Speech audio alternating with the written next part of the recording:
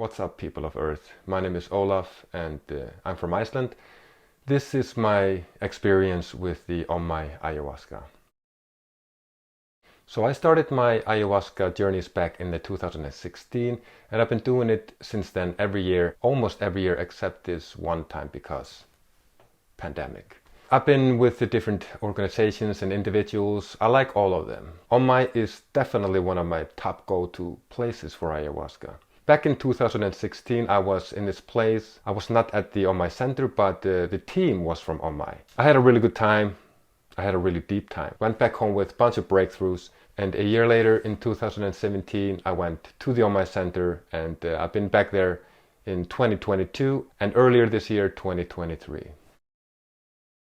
I just love the Om-Mij Center and I love the guides working there.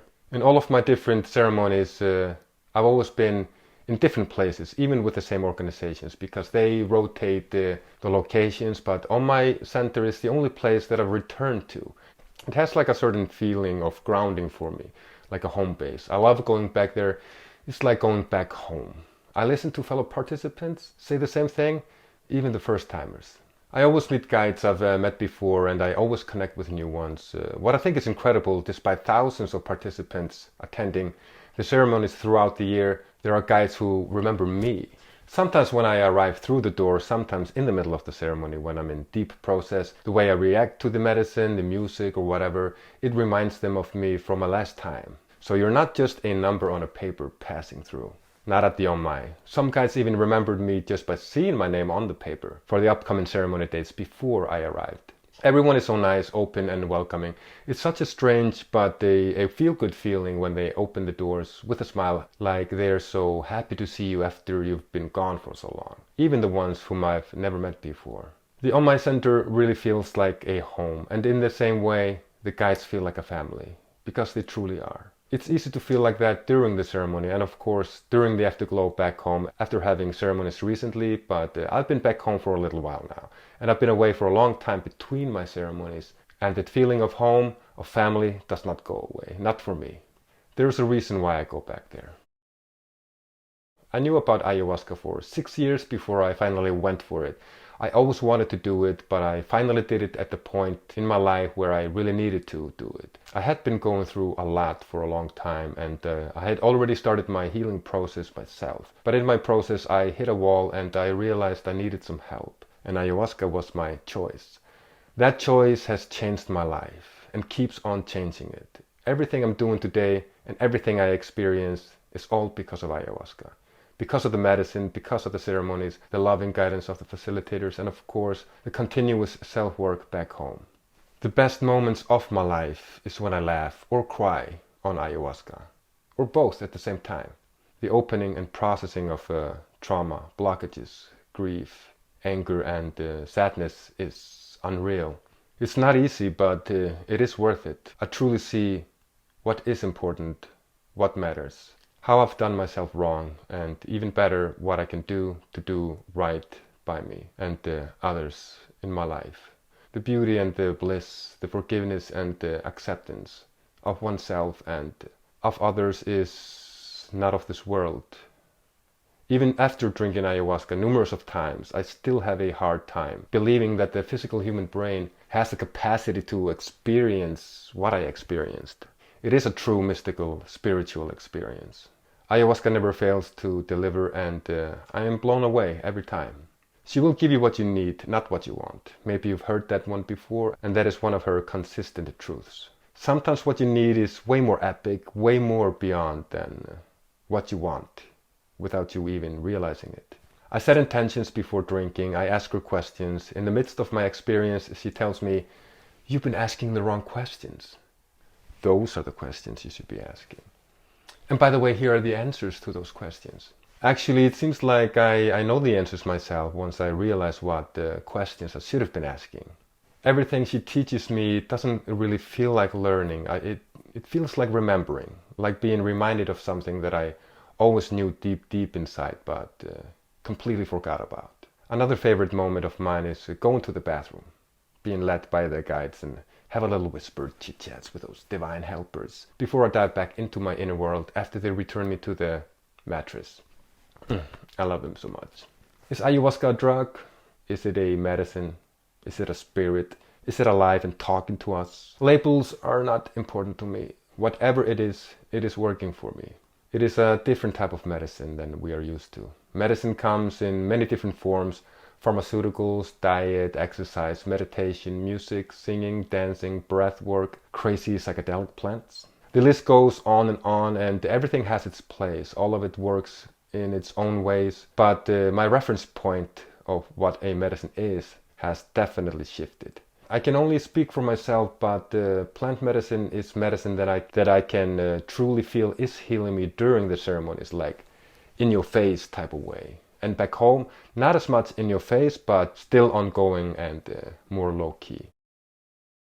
So, life back home. I've learned to be more patient. I've learned to be more understanding, more forgiving towards myself and others. I've learned the whats and the whys about me, and I've been gifted with a house. How to deal with situations, how to process emotions, how to enjoy life, how to be a human being. Not a perfect being, just a human being. I am more me, more than I ever was. And I'm still stepping more and more into who I am every day. I'm alive, more present, more grounded.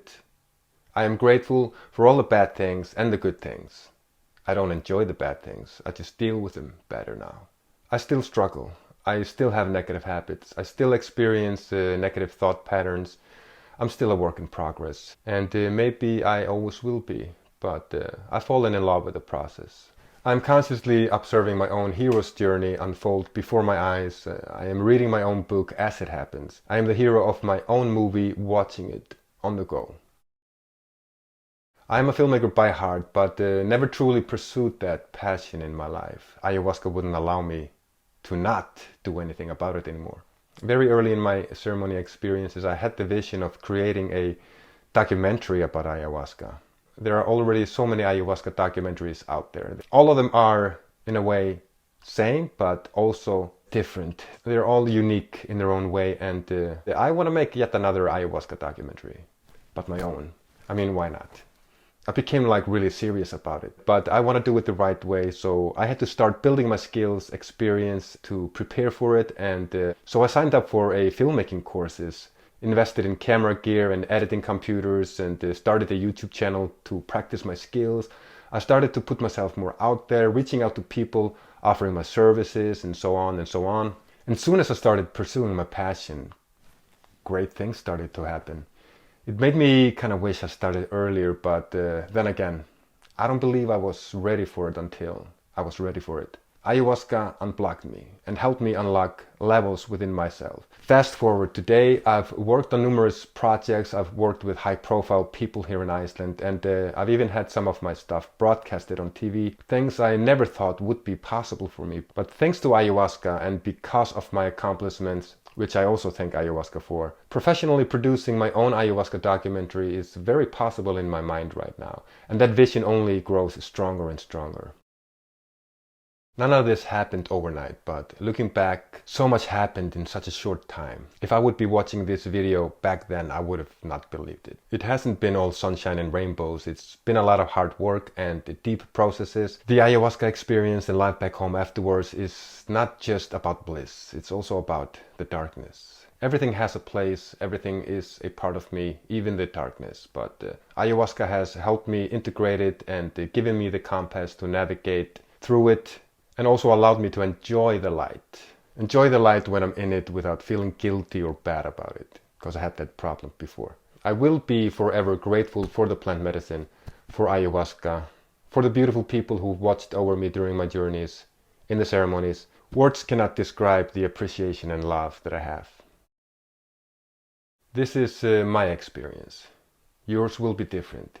You have your own life, your own memories, your own traumas and emotions, and your own unique experiences. You will have your own version of your own journey, if you answer the call. The so-called calling of ayahuasca. If ayahuasca is calling you, if you can see it in your environment, if you hear it in your mind, if you feel it in your body, no matter how weird or silly the calling might present itself to you, my advice to you is answer the call. Ayahuasca won't fix your problems overnight, and she probably won't fix them at all, but you will start your journey towards healing, forgiving, accepting, or whatever it is you need in your life at the moment. You will. You yourself. And she will be there to guide you along the way towards healing, forgiving, accepting, or whatever it is you need in your life at the moment. That's it. Shout out to the beautiful team of Omai. Thank you so much for everything you've done for me. I owe you my life. As in not going through life like I'm the living dead. That's who I used to be. And to all of you out there listening, whether you will go down the path of ayahuasca or choose a totally different path, just make that choice, because life is beautiful.